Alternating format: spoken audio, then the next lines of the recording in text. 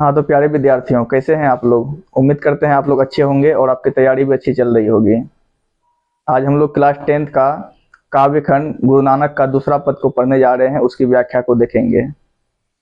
गुरु नानक का दूसरा पद है, जो नर दुख में दुख नहीं माने, की व्याख्या को देखेंगे। दूसरा पद का शीर्षक है, जो नर दुख में दुख नहीं माने, वे नर वैसे नर जो दुख में भी दुखी नहीं होते हैं। जो नर दुख में दुख नहीं माने, आखिर में ऐसे कौन है जो दुख में भी दुखी नहीं होते हैं? तो वैसे कौन है? वैसे संत हैं, महात्मा हैं, जो संसार के मोह बंधनों को छोड़ करके अभ्यास में लगे रहते हैं। उनके बारे में कहा गया है, गुरु नानक देव जी महाराज लिखते हैं कि वैसे नर दुख में दुखी नहीं होते हैं, जो जिसे सुख स्नेह, सुख और प्रेम और भय नहीं जाके। वैसे नर जो सुख स्नेह से और भय से डरते नहीं हैं। अगर उन्हें सुख स्नेह मिलता है तो वो खुश नहीं होते हैं, और उसे भय की चिंता नहीं होती है, उसे किसी प्रकार की डर की चिंता नहीं होती है। कंचन माटी जाने, कंचन कहते हैं सोना को।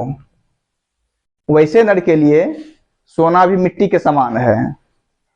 जो नर दुख में दुखी नहीं होता है, वैसे नर के लिए सोना भी मिट्टी के ही समान है। कंचन मिट्टी जाने। आपसे एक यहाँ ऑब्जेक्टिव पूछ सकता है कि कंचन का क्या अर्थ है। ऑप्शन में बहुत सारा रहेगा, उसमें एक सोना भी रहेगा, तो आपको सोना को टच करना है। फिर नीचे वाला लाइन में है, नहीं निंदा नहीं स्तुति जाके, वे नर जो दुख में भी दुखी नहीं होते हैं, उन्हें निंदा की चिंता नहीं होती है। अगर कोई उनकी निंदा कर रहे हैं तो वो दुखी नहीं होते हैं। और स्तुति, स्तुति का अर्थ होता है गुणगान करने को। अगर कोई उनकी निंदा करते हैं तो वो दुखी नहीं होते हैं, अगर कोई उनकी स्तुति करते हैं तो वो खुश नहीं होते हैं। फिर है लोभ मोह अभिमाना, उन्हें ना लोभ होता है, ना मोह होता है, ना ही किसी चीज की अभिमान होता है। फिर नीचे के लाइन में लिखा हुआ है, हरस शोक ते रहे नियारो। हरस का अर्थ होता है हर्ष, खुशी। शोक का अर्थ होता है शोक, दुखी। वे हर्ष और शोक से अलग रहते हैं। नियारो का अर्थ होता है अलग ही रहना, सबसे हटकर रहना। तो जो नर दुख में दुखी नहीं होते हैं, वे हर्ष से शोक से अलग ही रहते हैं। ना ही मान अपमाना, अर्थात उसे मान की अपमान की कोई चिंता नहीं होती है। फिर है आशा मनसा सकल त्यागी के, आशा मनसा सकल त्यागी के जगते रहे निराशा। क्या है? उसे किसी चीज की आशा नहीं होती है, न किसी चीज की मनसा होती है। वो आशा मनसा सबको त्याग करके, सबको छोड़ करके वे जग से यानी संसार से वे निराशा रहते हैं। अर्थात निराशा का अर्थ होता है वे जग से निराश रहते हैं, अर्थात निराशा का अर्थ होता है उदासीन रहते हैं। वो न खुश होते हैं न दुख होते हैं। फिर है काम क्रोध, काम क्रोध यही परसय नाहिन। एक शब्दार्थ पूछता है कि परसय का क्या अर्थ होता है। तो परसय का अर्थ आप जानेंगे, परसय का अर्थ होता है स्पर्श करना या छूना। काम क्रोध यही परसय नाहिन, जिसे काम और क्रोध स्पर्श भी नहीं कर सकता है। ते ही घट ब्रह्म निवासा, उसके ही घट में, उसके ही अंदर में, उसके शरीर में ही ब्रह्म निवास करता है। किसके शरीर में ब्रह्म का निवास होता है? किसके घट में ब्रह्म का निवास होता है?